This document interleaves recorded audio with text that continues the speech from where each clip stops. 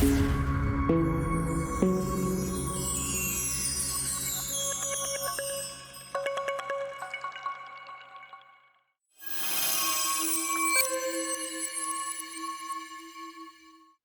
guys, this is Troy from the Cape Ann Conversations podcast, and today we've got Ed Marsh from Ed Marsh Consulting. Ed, thanks for coming on here. I'm going to let you jump right in. Tell us about the consulting company.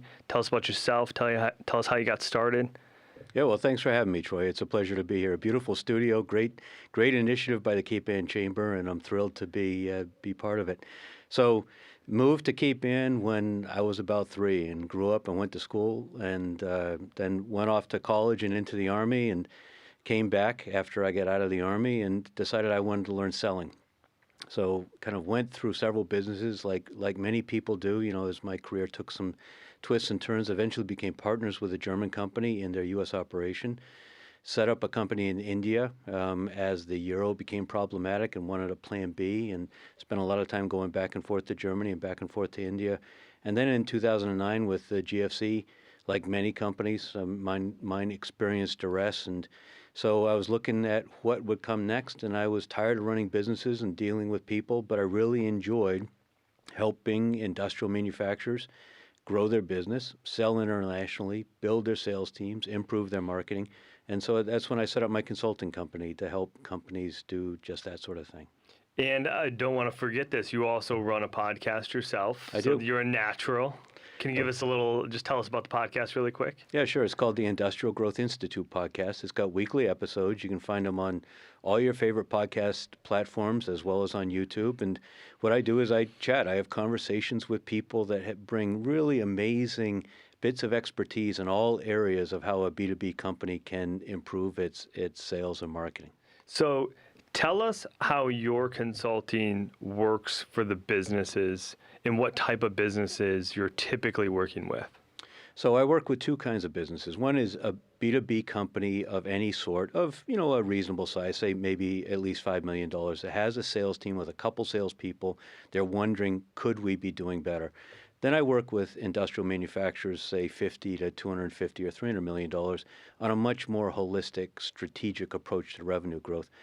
But it's all based on much the same kind of thing. If we think about how each of us buys, and for those of us that are business people, how we buy and sell, it's changed so much over the last 10 years. And most people running businesses, they grew up like I did, selling, driving around using payphones and an actual Rolodex, and cold calling by driving through the back gate into buildings. And that's the way we look at the world. But now, there's certain numbers that just are amazing when you think about it. Buyers typically are 70% of the way through their buying journey doing internet research before they want to talk to a sales rep. 40% of B2B sales reps chronically miss quota. 40% of B2B sales deals end in no decision. There's risk aversion. People are overwhelmed. They don't have time to make decisions. They don't have time to think about things. And so B2B selling has gotten really hard. And the people that learned how to do it in a very different environment are struggling now. But there's this tension because on the one hand, they're saying, well, I've grown, let's keep doing more of what got us here. It's been okay. Maybe it'll continue to be okay. On the other hand, they think about how they buy themselves and realize it's radically different, but they're kind of caught between and not quite sure what to do. And so I help them by using a set of very predictively accurate tools that can understand the current sales team, the strengths and weaknesses, identify areas for training opportunities, and also to, in the process of hiring, not just hire based on good-looking resumes and pleasant conversations, but hire based on the sales-specific competencies that we know indicate somebody not only can sell and maybe has sold a different product, different market, different time, but will sell your product in your market in today's market conditions. Do you find that this is very human capital intensive, the work that you're doing, or is this turning into more online intensity, whether it be search engine optimization or putting together white papers or inbound marketing tactics to help these businesses drive that top of funnel, initial conversion of leads? Because you mentioned, these buyers may be 70% of the way down the buyer journey. So there's a lot of pre-work that's being done to attract those eyeballs before one of your sales reps is even, getting in touch with somebody. Not to mention that so many of these decision makers may be working from their homes now. So if you were to even cold call and knock on the industrial park door, that decision maker might not even be there for some of these companies. But I'll let you answer that first part. Yeah, and I'd answer it a whole bunch of different ways. I would say that I think there may be people working from home, but generally the people owning companies are in the office more often than you think. And they're in the office at 7 in the morning and 6 in the evening. And there's definitely times, outbound sales prospecting, good old-fashioned prospecting, done well, recognizing how things have changed, but picking up the phone, calling people, sending emails, absolutely is still critical, and it can still be effective. Is it harder? Yes. Does it require more patience and more skill and more determination and more resilience? Yes, of course it does, but it still works. But you raise an interesting point. On the one hand, nothing works anymore because people just hide behind the internet. On the other hand, everything works. And what I mean by that is you absolutely have to have a fully integrated approach to how you're going to grow your business. You can't just say, let's try some Google ads, or let's try a trade show, or let's add another salesperson, or let's start our own podcast or whatever. You have to be willing to undertake a number of things well integrated together, because it's like one big system, and you have to think of it as a system, from understanding your buyers, through doing research into the kinds of questions they ask, to how best to answer those questions for them. And some people will prefer to do a Google search and go to a website and download a white paper. Other people don't have time, or aren't interested, or don't think they have any problem they need to solve. And so then you need content. This word content is this big amorphous concept. That's right. But so many forms of content now. Exactly. But you need content that people can consume passively. I call it edutainment, whether it's they're walking the dog, or doing the dishes, or working out, or driving carpool with the kids, or whatever the case may be, where they're not saying, hey, I've got this problem that I need to solve today. They're saying, I want to listen to smart people in the space that I'm interested in, talk about what's going on, and every once in a while an idea will trigger something for me, and I'll make a note, and then I'll go and begin to research and think more specifically about it. So companies, it's hard now. That's part of the challenge. You have to have great salespeople, second standard deviation, 95th percentile and above to succeed with large, complex B2B deals. But you also have to be doing marketing really well. You have to create a variety of content. You have to be doing great networking. You have to have fabulous customer experience. Your technology and your website has to make it easy. You do all this work to get somebody to come to your website, and then only 1.5% of people convert to a lead. What a waste. So how can you get that to 5%? How can you have a chatbot that makes it easy to connect a visitor with a salesperson? All of it fits together into a complex system. You mentioned chatbot there. Are there many new AI tools actually coming out that are actually useful for some of this B2B selling? Or is that still something that's on the early stages for most of these businesses when you're consulting with them?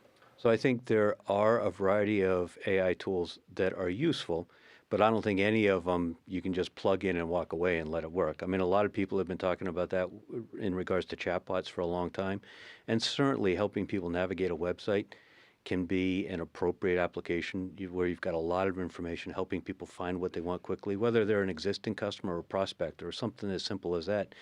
But trying to use a chatbot to make it easy for somebody to engage and then quickly move them to a live chat conversation with a salesperson, that doesn't need AI. Those tools have been around for 10 years, and it's such a great way to improve the customer experience.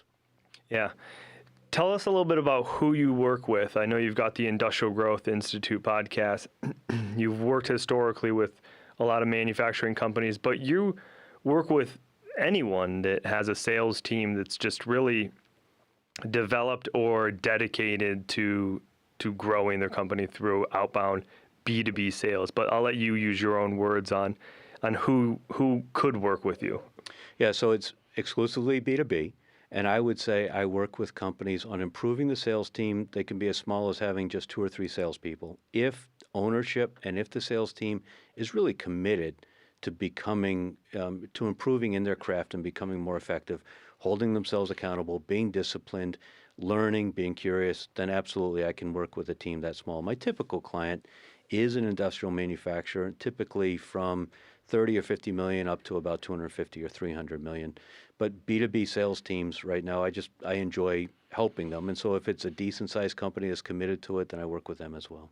There's probably this ROI factor to sales consulting, but also to like salespeople inside a business. And if somebody's trying to get from, $5 million in revenue to $10 million in revenue, there's almost like a process that you could follow, A plus B equals C property.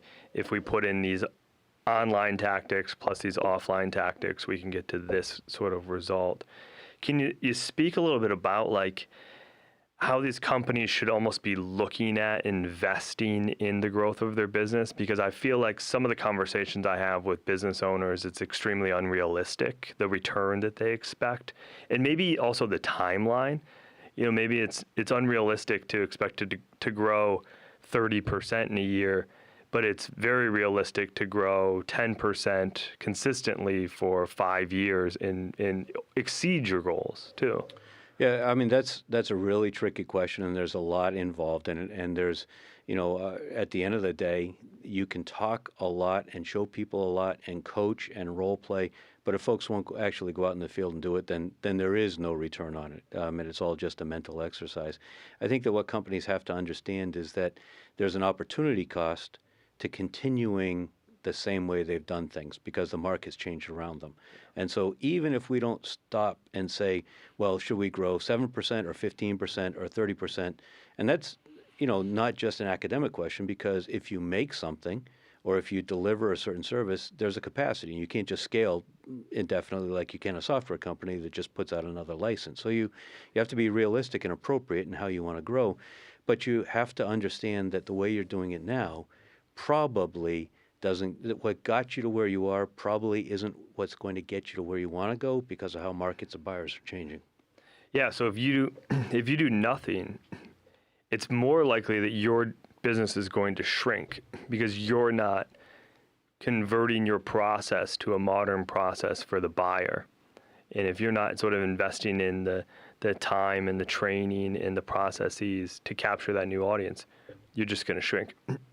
I'm seeing that with some of the existing owners, even in my own business. And for those who don't know, I own a vending machine business, literally selling snacks and drinks.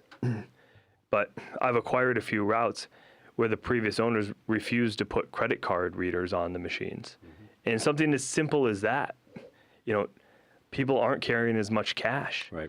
And if you're not willing to sort of invest in the conversion to make it easier for your buyers, your business is going to shrink or someone's going to disrupt you, right? So I can put myself in the shoes of what you're talking about. For you, how can this community help you? Is this something where if you own a business that you're looking for sales, and this is not pigeonholed just to Cape Ann. I mean, you're working with global companies, you're working with multinationals, but you're also working with, there's plenty of $5 million plus revenue companies right here in our backyard. Mm-hmm. How can this community help spread the word for you guys? So if you hear somebody talking about, oh, geez, sales have gotten hard, or my sales forecasts are unreliable, or if you're listening and you're a banker and you say, geez, so many of my commercial banking clients come in with forecasts and they just don't make sense, or we're bumping up against our covenants because we're not consistently hitting the growth numbers we want to, but they're good people with good products and solid companies and good franchise history.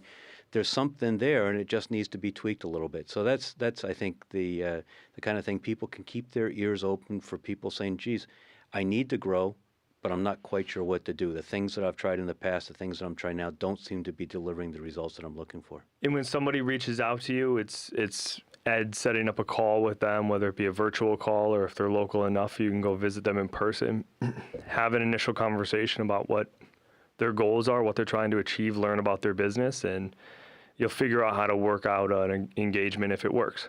Yeah, or, that assumes that there's something appropriate for us to work on. Sometimes there isn't, and I'm happy to introduce them to other folks who I think might be more appropriate. Yeah, I know you've mentioned that before, bringing in outsiders, whether it be accountants or other third-party professionals that are necessary, software developers, to make their business improvements come to life.